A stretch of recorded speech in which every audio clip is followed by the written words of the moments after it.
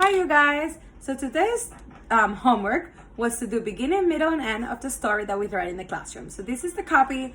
I'm going to do a read out loud of the story that we read in the classroom and point out to some things that we always do whenever we read a story.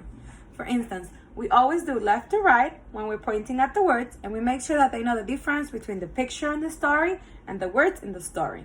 So we read the title, which is Full of Love. We make sure that they know that there is a writer in the story, and the writer is the special person who makes up the words in the story, and her name is Trish Cook.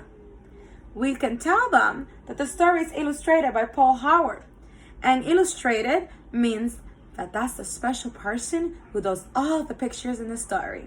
These are just some of the things that we go through every day whenever we read a different story. It's important for them to know and start getting familiarized with these things for whenever they start being good readers. So we can go ahead and start with the story. And in the beginning of the story, we can see this little boy, and he's getting to his grandma's house. On Sunday, Mama took JJ to Granny's house. I'll go to get Dad, Mama said. I won't be long. Gran is soft and warm and full of hugs and kisses. Kiss, kiss, hugs, and cuddles. Granny was cooking.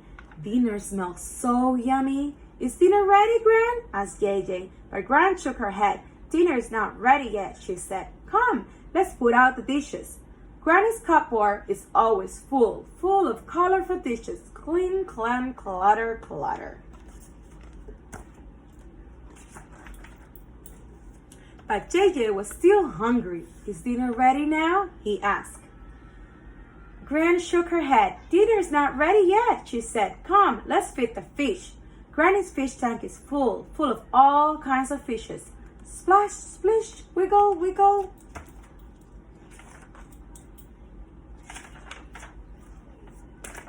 But JJ was so hungry, so JJ asked again, Is dinner ready now, Gran? Gran shook her head. Dinner is not ready yet, she said. Come, let's, Then Jay saw the candy tin. Granny's candy tin was full up to the brim. Tip, tip, struggle, and juggle. What do you think is gonna happen next? Gran said, no, but seeing all the candy had made JJ even hungrier than before. So he asked again, is dinner nearly ready, Gran? Gran shook her head. Dinner is not ready yet, she said. Come, let's look for the others. So they looked out the window and they waited and waited. Tick tock, snuggle and cuddle. I wonder who the other people in the house that are coming will be. Then JJ saw a car come around the corner, then another. And the cars stopped, one behind the other, and all out they came. Uncles and aunties and cousins and friends, Mama and Daddy, all come for Sunday dinner at Granny's. Dinner must be ready now, Gran.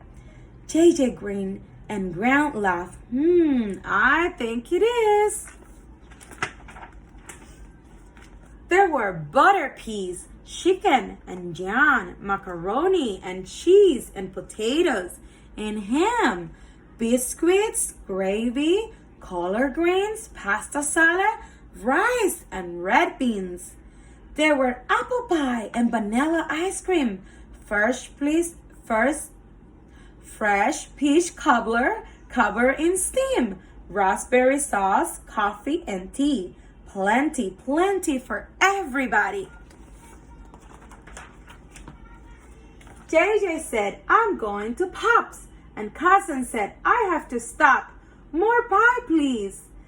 Uncle said, and Auntie and Mama shook their heads. Not for me. I've had enough. Granny, let's get out a big belly laugh, said Dad. Just a little bit more. And on top of his cobbler, Gran started to pour more raspberry sauce. Everybody was full of Granny's dinner. Yum, yum, giggle, giggle. Then Granny pulled a footstool. and put her feet and sign it. All right, you kids, one wash, one dry. It looks like Granny was tired. On Sunday, Yay had dinner at Granny's house. And when it was time to go, he climbed on Granny's lap. He kissed her and kissed him back. And then they hugged and hugged and hugged, and it was full of hugs. They hugged some more afterwards.